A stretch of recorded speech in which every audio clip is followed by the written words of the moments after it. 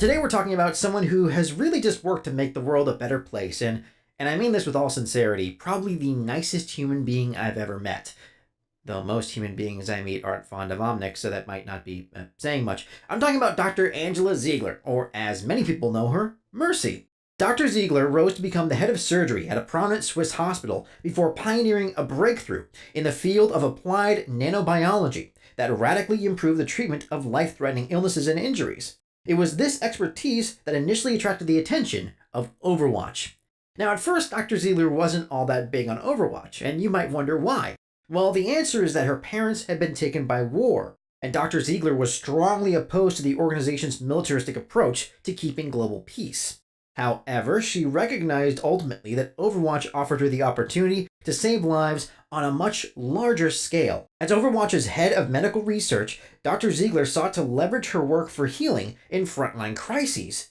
The result was the Valkyrie Swift Response Suit, which Ziegler herself piloted on many Overwatch missions. You know, the white thing with the big glowing wings? Yeah, that thing. Despite her contributions to Overwatch, she was often at odds with her superiors and the organization's overarching aims. Remember, she wasn't big on the militaristic approach from the beginning, and that only got worse as she got deeper into it. One example was the development of the biotic rifle by Torbjorn.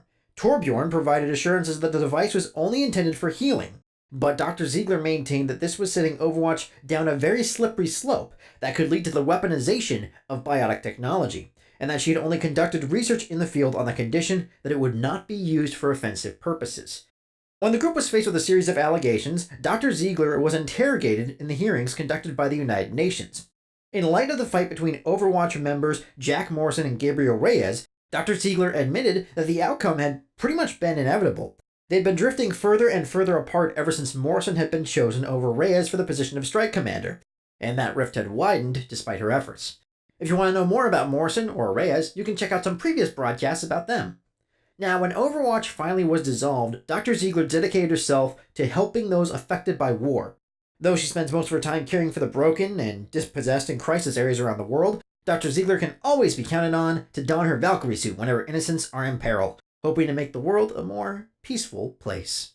Next week, we're going to talk about someone who, instead of trying to heal the world, tries to build a better world. Till next time, this is Oddball, signing off.